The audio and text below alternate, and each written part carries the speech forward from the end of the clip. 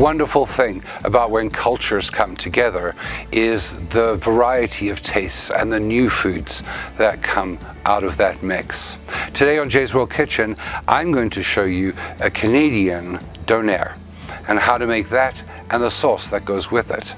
Now, this dish traditionally came from the Middle East and Turkey, and the meat used was usually either pork or lamb. Here in Canada, in the early 70s in Halifax, that meat was substituted with beef.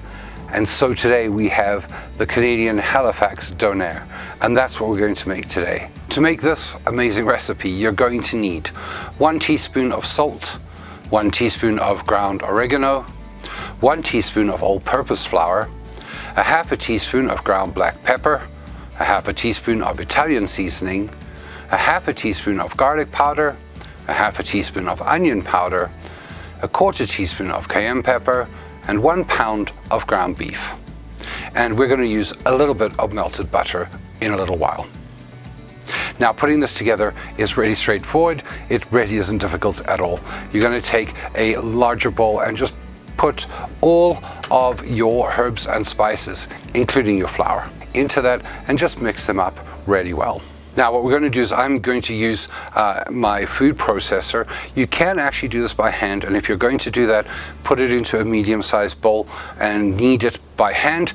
And then I would really strongly recommend taking the meat out and sort of throwing it down a number of times onto a surface just to make sure that that meat is well broken down, because what you want is you want it to sort of bind together really well in a loaf.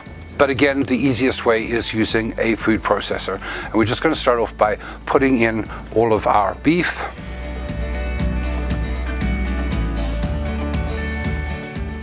And then we're going to sprinkle in all of our spice mix and seal that up. And now what you want to do is you want to mix this for quite a while until the meat is sort of like very almost stringy and binds together really well. You will have to scrape down the sides of your mixer a few times.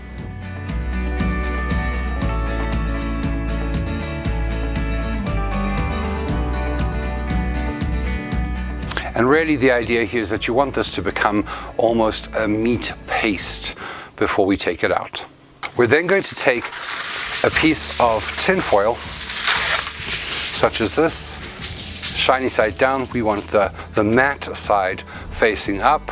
And I'm just going to use a little bit of melted butter here, because while generally aluminum foil is non-stick, sometimes you do find it will stick. So a little bit of butter is not going to hurt. It's going to help the flavor and prevent it from sticking.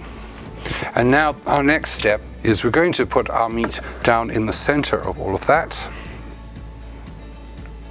Now, because the meat has now been ground, it's going to be very, very sticky. So I recommend just a tiny little bit of oil on your hands. And you can wear gloves too if you want, but a little bit of oil is not going to hurt you. And then we want to basically form this into a small loaf. Again, it doesn't have to be perfect. And once we've got our loaf formed, we're simply going to wrap it up quite tightly in our tin foil.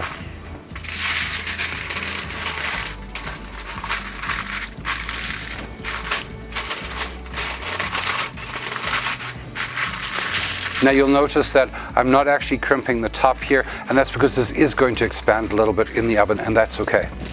But we are going to crimp up the ends. And now we're going to very simply place that just into a 8x8 pan like this. And that's going to go into our 350-degree Fahrenheit oven for about 45 to 50 minutes.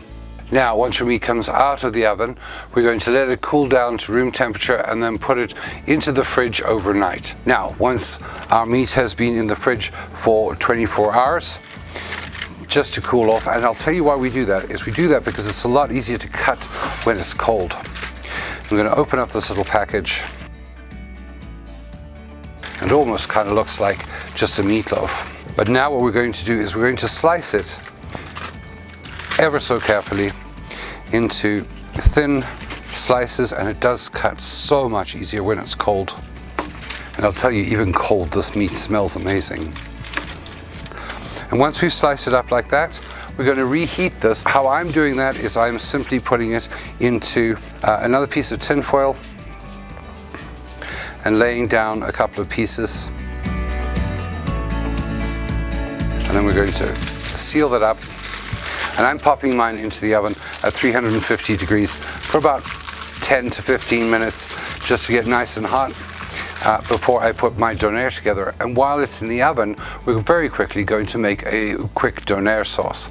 And for that, you're going to need 1 can of evaporated milk, not condensed milk, 3/4 cup of white sugar, 2 teaspoons of garlic powder, and about 4 teaspoons of white vinegar, or as much as needed.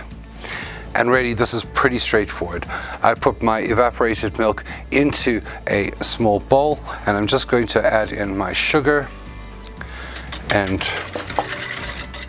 give that a good little whisk so that all that sugar gets dissolved quite quickly.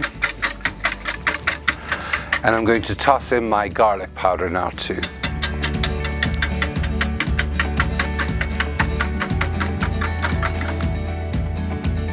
And once we're sure that all of that sugar is dissolved, we're going to start adding a little bit of our white vinegar at a time, and basically keep going until the sauce thickens. And once that sauce is nice and thick, we're ready to put together our donairs. Now our meat is nice and warm, straight out of the oven. I'm going to open those up, watch out for steam. We're going to take a regular everyday pita, add on some onions. Now, of course, some people like to put lettuce on there. That's fine, go ahead. It's absolutely up to you. And some nice, fresh, diced tomatoes. And now we're going to put on our donair meat.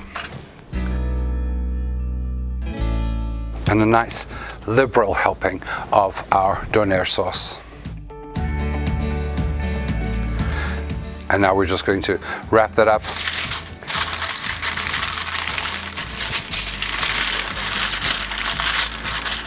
In tin foil and enjoy.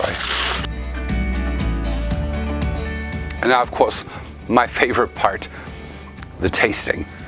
The whole house actually smells really nicely of that slightly spicy meat, and I'm really looking forward to giving this a good try.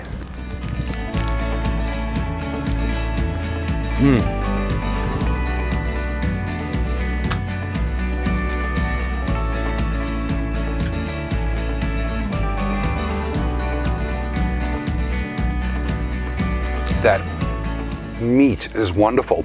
There's the slight hint of spiciness in there, but it's not too hot because I don't like very spicy foods. Complemented very well by the sweet garlicness of that sauce, and the tomato and the onion just really bring it out. I could definitely see adding lettuce or cheese even to this, but just as it is, that's incredible. You have to try this, and if you did, I'd love to hear from you in the comment section how this turned out for you. If you enjoyed this video, please remember to hit that like button, hit that subscribe button if you haven't already, and remember to turn on notifications so that you know when my next video drops. Remember too that you can follow me on all of my social media, and those links are also below in the comments section. If you would like to see some more of my meal ideas, click on this playlist right here. Thank you so much for watching, and until next time, happy eating.